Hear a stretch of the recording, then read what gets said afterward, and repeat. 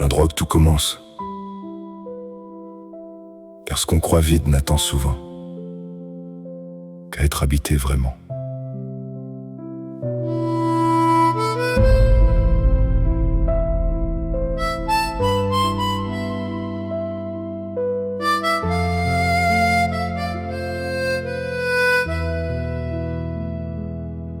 Les plus grandes grâces n'entrent jamais dans une maison déjà comble. Il faut d'abord évider une pièce pour qu'un hôte puisse y séjourner. Et pourtant le vide effraie.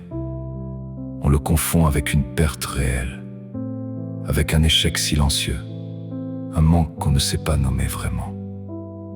Alors on encombre, on garde ce qui ne nous ressemble plus vraiment. Des habitudes usées, des liens fanés, des versions de nous périmées, non par attachement sincère, mais parce que le vide fait plus peur. Plus peur, souvent, que l'inconnu lui-même, pourtant si vaste et libre.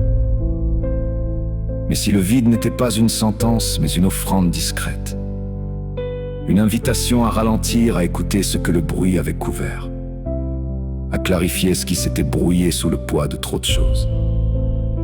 Les plus belles choses n'arrivent pas quand on les traque avec avidité. Elles surgissent lorsqu'on cesse enfin de s'accrocher à ce qui n'est plus juste. Créer du vide demande un courage que peu osent vraiment assumer. Le courage de laisser partir ce qui pesait sans jamais nourrir vraiment. Le courage de renoncer au contrôle qu'on croyait indispensable à tout. Le courage de croire que ce qui vient mérite une vraie place préparée. Les grands maîtres du silence savaient que l'espace précède toute création, que le potier façonne le vase par le vide qu'il s'est creusé.